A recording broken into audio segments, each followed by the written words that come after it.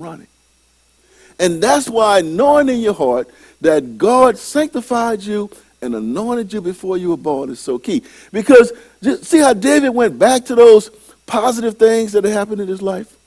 You see when those setbacks come in your life, and they will. You see when those downturns come in your life, and they will, you got to remember where God brought you from too. God never meant for you to stop here.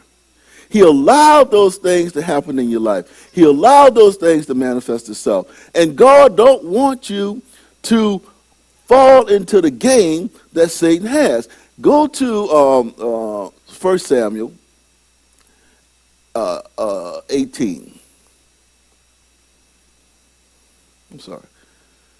1 Samuel number 15.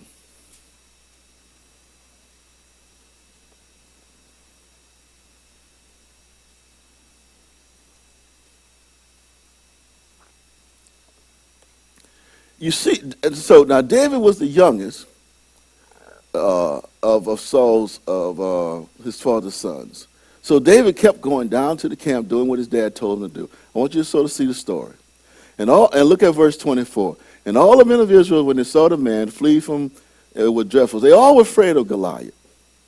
So the men of Israel, all of them kept running back and forth, and none of them would do it. Now I want you to see what David does. Look at verse 26, 17 and 26. That's the verse I want you to see.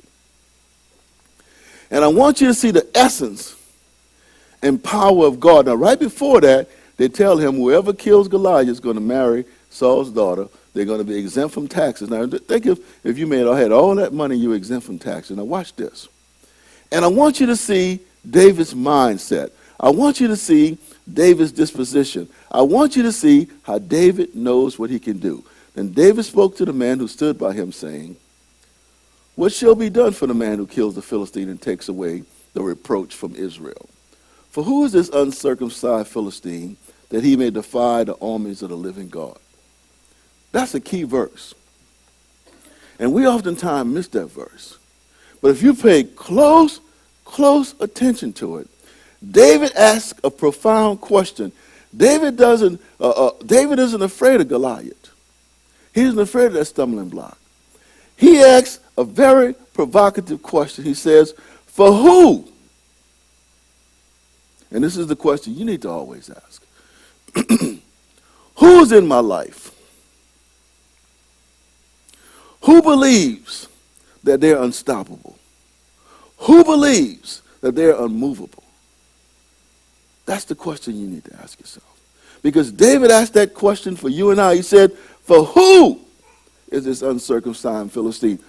Who are you that you believe that you're unstoppable and you're unmovable in the life of a believer?